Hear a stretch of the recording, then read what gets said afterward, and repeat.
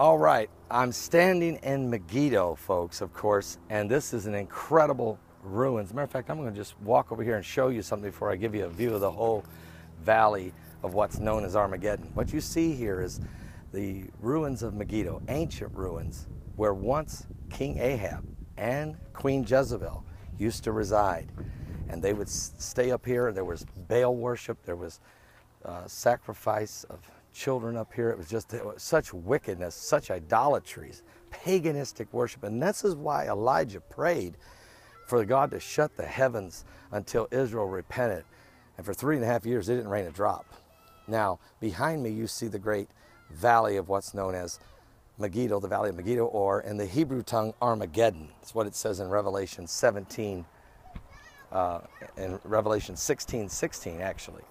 And way out there is Mount Tabor.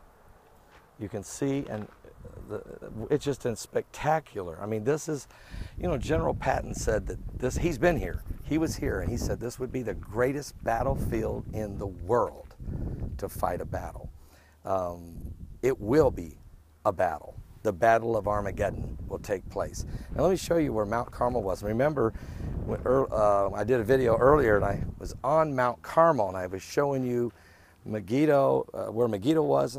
Mount Carmel is way out there, the high mountain there, and that's where I was just a few, the last video it was. And from that vantage point, that's where Elijah prayed down the fire. And so that means King Ahab and Jezebel were here. So imagine what they saw in that. They had to have seen that inferno of fire coming down from heaven. They had to have.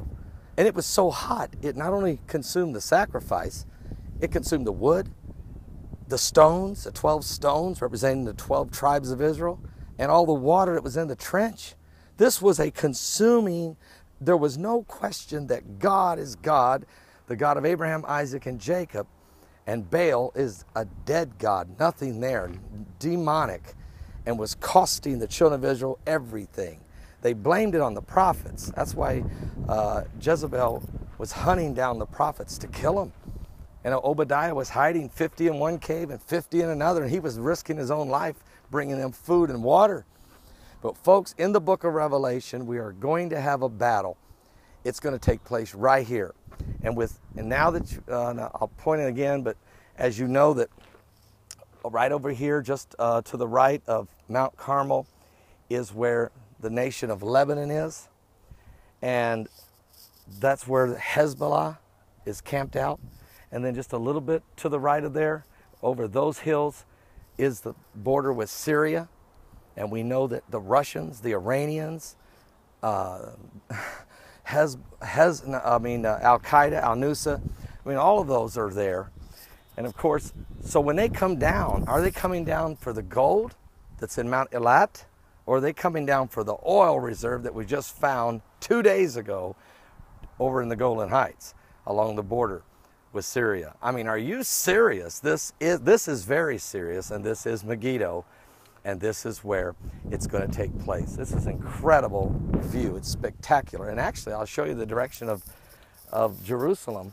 Straight out there, over those hills, is where Jerusalem is. Of course, it's, I think it's probably 65, 70 miles away. So this is where the battle will take place in the last days. And you're already seeing, folks, the armies gathering around that are actually going to take part in that great battle. Folks, you're watching me on YouTube right now. You're not saved. I'm telling you right now, you need to get right with God. You can feel the tension here. You could cut it with a knife. And we're living in the final hour, the prophetic hour of the coming of the Lord. Give your life to Jesus Christ. I'll be back with more current world events and YouTube videos. Stay tuned.